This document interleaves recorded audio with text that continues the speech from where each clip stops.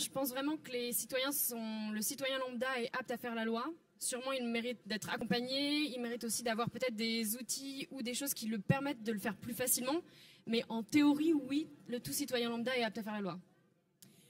Alors, en théorie, effectivement, ce qui, moi, me pose problème, c'est plutôt la méthode. La méthode, parce que tout à l'heure, j'ai évoqué l'accès aux outils, notamment les plateformes collaboratives sur Internet. Tout le monde n'a pas accès à Internet, tout le monde ne sait pas se servir de ces outils-là.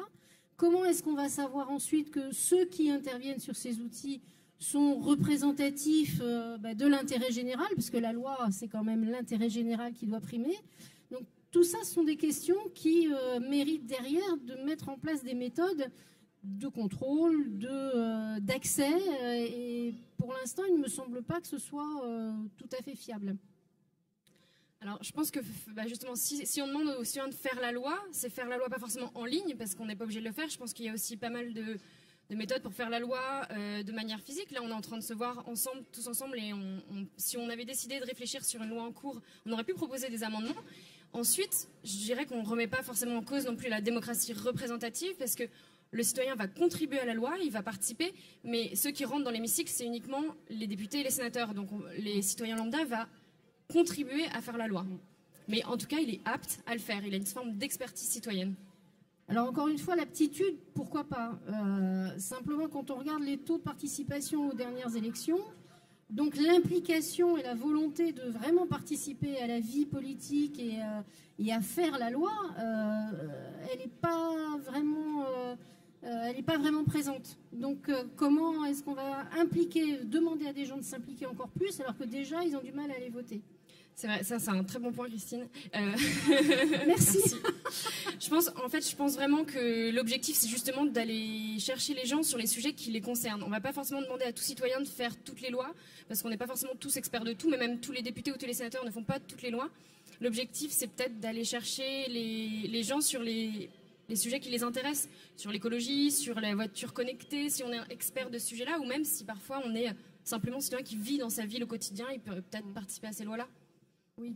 Alors bon, les sujets qui les intéressent, ok, mais est-ce qu'on va pas être un petit peu cloche-mère du coup? Et les gens vont vouloir traiter des choses de leur quotidien qui ne sont encore une fois pas forcément des sujets d'intérêt général, mais plutôt des sujets de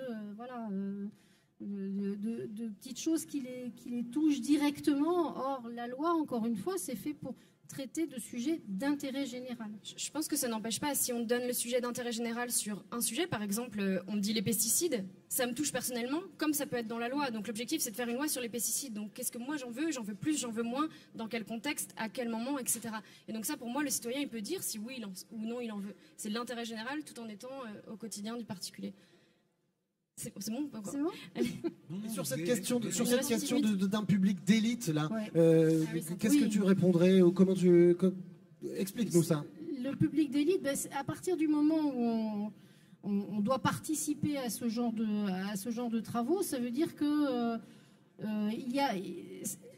n'importe qui n'ira pas. N'importe qui n'ira pas parce que ça va demander un niveau à la fois peut-être...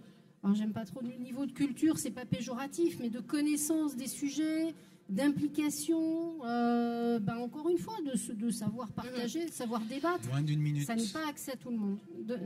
D'accord. Je pense que justement, par exemple, sur Parlement et citoyen, on ne donne pas forcément l'accessibilité à tout le monde, parce que avec des méthodes comme ce que peut faire Jean sur Acropolis, c'est vraiment d'aller décrypter les choses. Donc là, c'est comme ça qu'on leur donne de la connaissance. Mais il y a d'autres formats qui peuvent être, par exemple, un panel citoyen, où là, on va former les gens sur un sujet pendant une semaine, et la semaine d'après, ils vont pouvoir le faire. Mais en soi, au début, c'est des citoyens lambda qui participent à l'élaboration d'une loi. Et donc, du coup, si on met en capacité, c'est ça qu'il faudrait que les institutions fassent, en tout cas, et que la France fasse, c'est de mettre en capacité les citoyens de décider. On est éduqués, on est formés, on a plein d'outils pour le faire, donc allons-y. Pour moi, c'est ça. En tout cas, on est d'accord sur une chose, c'est sur la méthode. Il faut travailler la méthode.